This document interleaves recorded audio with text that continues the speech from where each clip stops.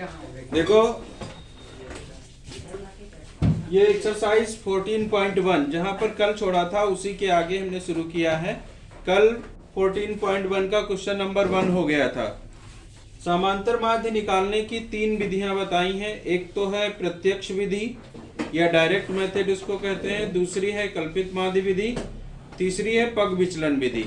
ठीक है, क्योंकि समांतर माध्य, मध्यिका, बहुलक ये तीनों बहुत इंपॉर्टेंट हैं, इसलिए पहला हमने समांतर माध्य करवाने का सोचा है। तो समांतर माध्य का एक क्वेश्चन नंबर 2 है, वो भी हम यहाँ पर जो मेथड लगा रहे हैं वो है कल्पित माध्य विधि। ठीक है, कल्पित माध्य विधि। ठीक है, इसको इंग्लिश में कहते हैं एज्यूम्ड मीन मेथड।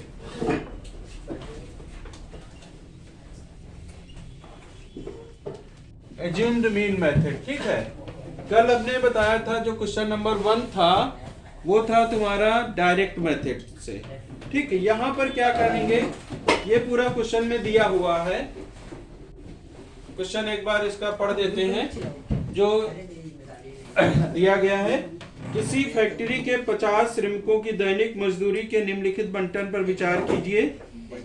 एक उपयुक्त विधि का प्रयोग करते हुए इस फैक्ट्री के श्रमिकों की माध्य दैनिक मजदूरी ज्ञात कीजिए। जब भी माध्य की बात करी जाएगी तो समांतर माध्य ही होगा। ठीक है, तो इसमें क्या है, पहला दैनिक मजदूरी दी गई है 500 से 520 12 मजदूरों को दी जाती है। 520 से 540 14 मजदूरों को दी जाती है मजदूरी। 540 से 560 8 मजदूर पाते हैं। 560 से 580 6 मजदूर। 580 से 610 मजदूर पाते हैं। ये दैनिक मजदूरी है मजदूरों की फैक्ट्री का।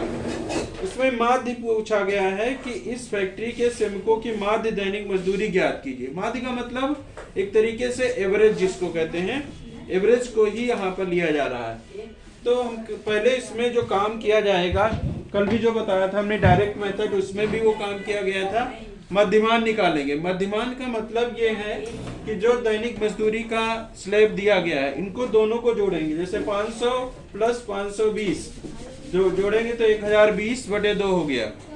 उसको 2 से डिवाइड करेंगे तो 510। इस तरीके से मध्यमान निकाल लेंगे सबका। 520 540 जोड़ेंगे, 2 से डिवाइड करेंगे 530 आएगा। देख लेंगे कितने का अंतर आ रहा है, 20 का अंतर आ रहा है, तो 20 का अंतर बढ़ा के लिख देंगे। इस तरीके से 590 तक ये हम लोग लिख देंगे। 580 प्लस 600, उसको 2 से डिवाइड करेंगे तो 590 आ जाएगा। ठीक है, अगला जो कॉलम बनेगा इसमें DI equal to XI minus A। याद रखिए DI का मतलब होता है यहाँ पे डिफरेंस या डेविएशन।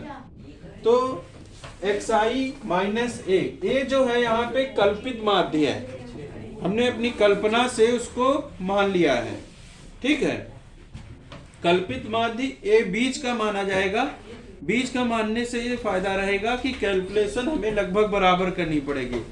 जैसे इधर माइनस का 40, इधर माइनस का 20, इधर प्लस का 20, प्लस का 40। अगर हम 510 को मान लेंगे हो तो जाएगा, लेकिन कैलकुलेशन उसमें बहुत ज्यादा बढ़ जाएगी। इसलिए बीज की संख्या हमेशा कल्पित माध्य मानेंगे। तो कल्पित माध्य हमने 520 550 मान लिया। अब क्या करेंगे, अगला column DI equal to XI minus है, यानी 510 माइनस 550 तो माइनस का 40 आएगा। 530 माइनस 550 माइनस का 20 आएगा। 550 माइनस 510 0। यहाँ पे प्लस का 20 प्लस का 40 आएगा। अगला जो कॉलम बनेगा हमारा वो बनेगा FI DI। FI ये जो श्रमिकों की संख्या है वो FI। DI का मतलब हो गया ये जो निकल के आया है वो। ठीक है, तो इसमें 12 गुणे माइनस 40 माइनस 480, 14 गुणे माइनस 20 माइनस 280, सबको गुणा करेंगे। 0 को किसी संख्या से गुणा करते हैं तो 0 हो जाता है। 6 गुणे 20 120, 10 मल्टीप्लाई बाई 40 400। अब इसमें कुछ संख्याएं प्लस की कुछ संख्याएं माइनस की होंगी तो उनको अलग अलग सॉल्व कर लेंगे। प्लस की अलग कर लेंगे, प्लस का जोड़ेंगे 520 आएगा और माइनस वाली संख्याएं माइनस का 760 आएगा। ठीक है, तो जो बड़ी संख्या होगी माइनस की 760 में से 520 घटा देंगे, माइनस का 240 बचेगा। ठीक है, ये सिग्मा FI DI होता है। सिग्मा का अर्थ हम बता चुके हैं कि सिग्मा का मतलब होता है जोड़, यानी कि सबका जोड़ हो गया सिग्मा FI/DI माइनस का 240, और यहाँ सिग्मा FI, ये जो है इसको सिग्मा FI कहेंगे, और ये है तुम्हारी 50 दिया हुआ है क्वेश्चन में भी। अब फार्मूला यहाँ याद रखना पड़ेगा, ये होता है x bar is equal to a plus sigma FI/DI upon sigma FI। a तुम्हारा 550 है, माइनस 240/50, इसको काटेंगे तो 550 माइनस 4.8, माइनस 24/5 करेंगे, उसको हमने यहाँ पे किया हुआ है 24/5, उसको डिवाइड किया है तो 4.8 आया है। ठीक है, 550 से 4.8 घटाएंगे 545.20 आ गया है। इस तरीके से जो इसका आंसर निकल के आया है वो आया है 545 रुपए 20 पैसे। तो इसको इस तरीके से भी लिख सकते हैं समझा के कि इस फैक्ट्री के श्रमिकों की माध्य दैनिक मजदूरी, यहां पे लिख दीजिए, अतः माध्य दैनिक मजदूरी बराबर,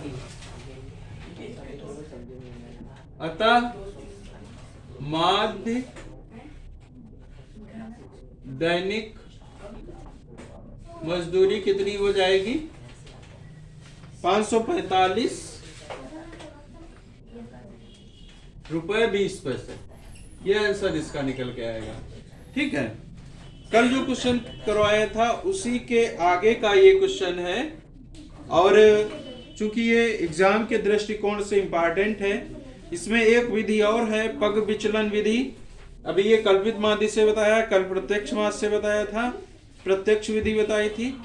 अब इसके बाद पग विचलन विधि अभी बता रहे हैं। ठीक है, इसको लिख लीजिए आप लोग। इसके आगे यहाँ पर एक्सरसाइज 14.1 का वही क्वेश्चन नंबर 2 है जो अभी हमने कल्पित माध्य विधि से बताई है। अब उसको पग विचलन विधि से देख लीजिए। बहुत ज्यादा अंतर नहीं है कल्पित माध्य और पग विचलन विधि में। इसमें एक स्टेप आगे हो जाता है। जैसे यहाँ तक तो सब कुछ सेम है, वही पूरा क्वेश्चन है, वही श्रमिकों की संख्या, मध्यमान निकाल लेंगे। ये वाला column DI equal to XI minus A, ये बिल्कुल सेम है, वही इसी मेथड से निकालेंगे।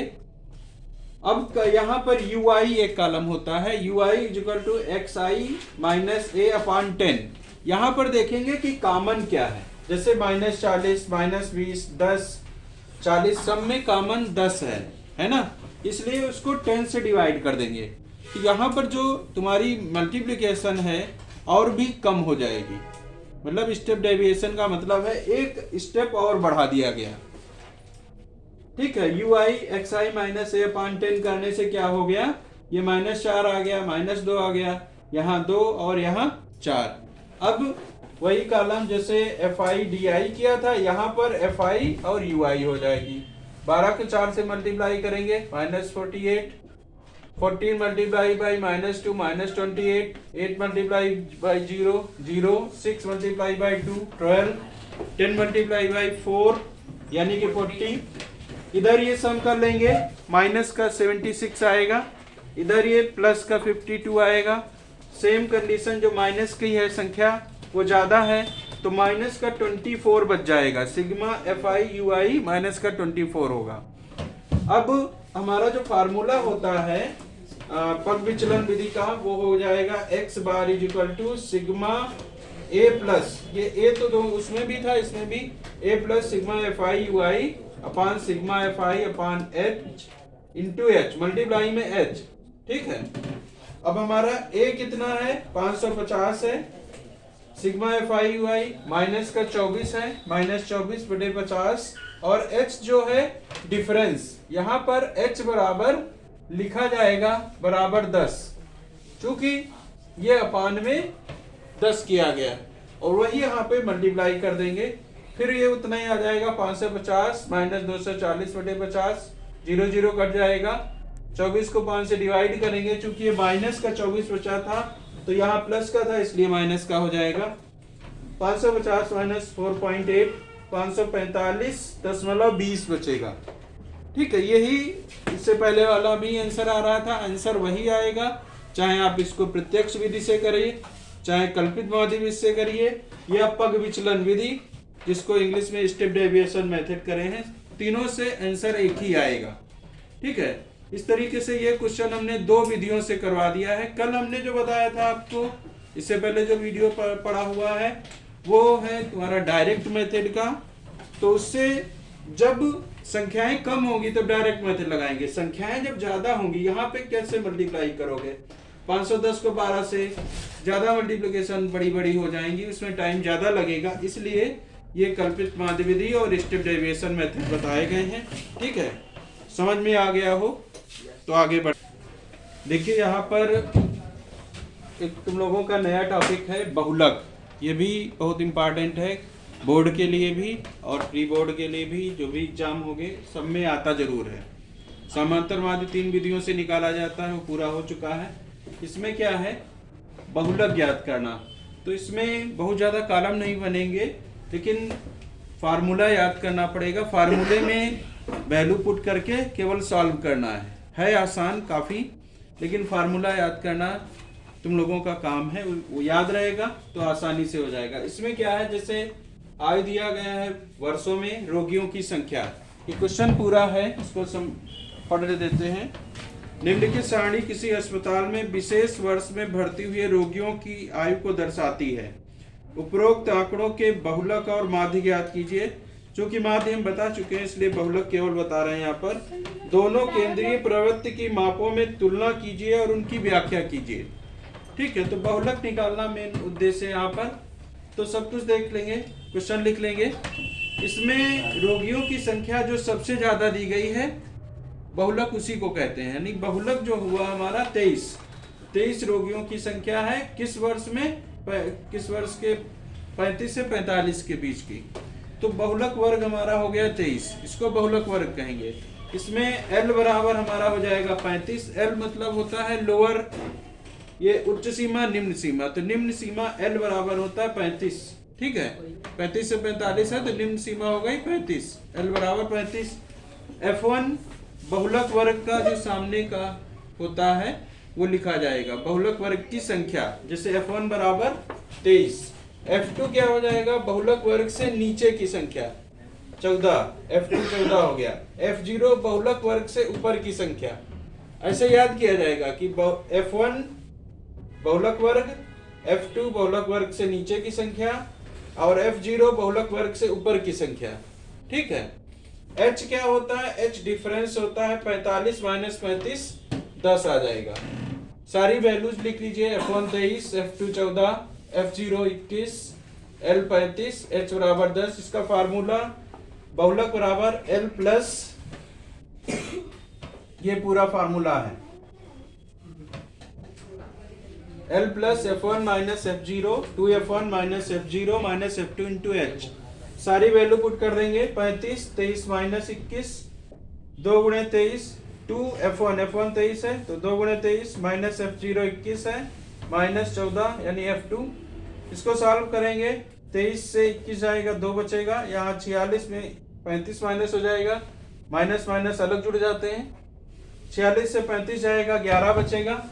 इधर आगे सॉल्व कर दिया है, 35 प्लस 20 बटे 11, इसको सॉल्व करेंगे, 35 और 20 को 11 से डिवाइड करेंगे तो 1.8 आएगा, 82 आएगा, 1.8 ही लिखा जाएगा। तो जोड़ेंगे इसको 36.8 आ जाएगा।